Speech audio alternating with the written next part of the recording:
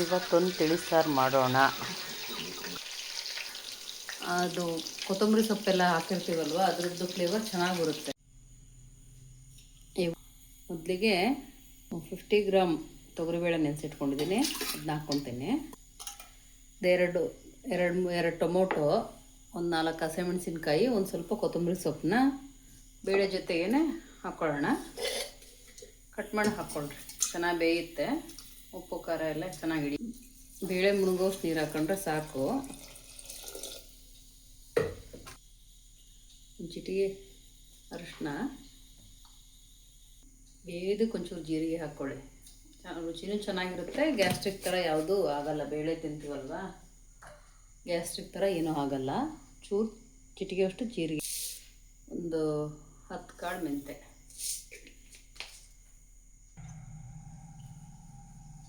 ಒಂದು ಸ್ಪೂನ್ ಎಣ್ಣೆ ಹಾಕ್ಕೊಳ್ಳೋಣ. ಬೇಳೆ ಹುಕ್ಕಲ್ಲ ಮೇಲೆ ಕುಕ್ಕರಿಂದ, ಚೆನ್ನಾಗಿ ಬೇಳೆ ಮೆತ್ತು ಬೇಯುತ್ತೆ. ಕುಕ್ಕರ್ ಲಿಡ್ ಕ್ಲೋಸ್ ಮಾಡಿಬಿಟ್ಟು ಒಂದು 2ರಿಂದ 3 ವಿಸಲ್ ಚೆನ್ನಾಗಿ ತೊಗೊಳ್ಳೋಣ. ಬೇಳೆ ಫುಲ್ ಮೆತ್ತಗೆ ಬೇಯಬೇಕು, ಆವಾಗ ತಿಳಿಸಾರು ಚೆನ್ನಾಗಿರುತ್ತೆ. ಇದೊಂದು ಟಿಪ್ ಇದು. ಕುಕ್ಕರ್ ವಿಸಲ್ ಹಿಂದ್ಗೂಡ್ಲೆ ಮುಚ್ಚಿಬಿಡಬೇಡಿ. ಈಗ ಓಲಲ್ಲಿ ಏನಾದರೂ ಕಸ ಇದ್ದರೆ ಕುಕ್ಕರು ಕೂಗಲ್ಲ.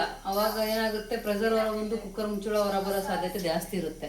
ಕುಕ್ಕರಲ್ಲಿ ಈ ಥರ ಸ್ಟೀಮ್ ಬರೋವರೆಗೂ ಬಿಟ್ಬಿಟ್ಟು ಆಮೇಲೆ ವಿಸಲ್ ಹಾಕಿ. ಆವಾಗ ಅದರಲ್ಲಿ ಏನಾದರೂ ಅನ್ನ ಏನಾದರೂ ಸಿಕ್ಕೊಂಡಿದ್ರೆ ಅದು ಹೋಗ್ಬಿಟ್ಟು ಗಾಳಿ ಚೆನ್ನಾಗಿ ಬರುತ್ತೆ ಪ್ರೆಷರಲ್ಲಿ. ಆವಾಗ ಕುಕ್ಕರು ಯಾವುದೇ ರೀತಿ ಪ್ರಾಬ್ಲಮ್ಮು ಆಗೋದಿಲ್ಲ.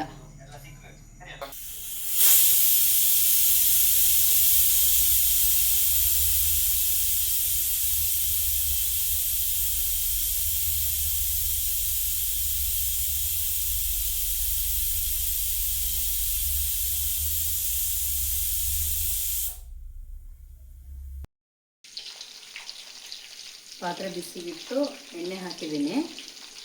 ಸಾಸಿವೆ ಜೀರಿಗೆ ಹಾಕ್ತೀನಿ, ಚಟಪಟ ಹಣ್ಣಲ್ಲಿ. ಆಮೇಲೆ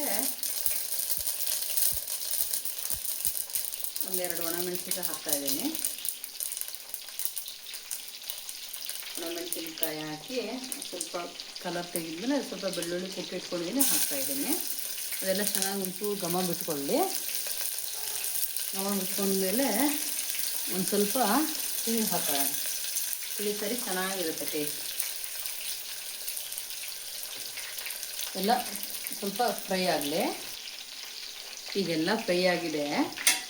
ಬೇಯಿಸಿಟ್ಕೊಂಡಿದ್ವಲ್ಲ ಬೇಳೆ ಟೊಮೊಟೊ ಎಲ್ಲ, ಅದನ್ನೇ ನಿಧಾನಕ್ಕೆ ಸುರಿದು, ತುಂಬ ರುಚಿ ಇರುತ್ತೆ.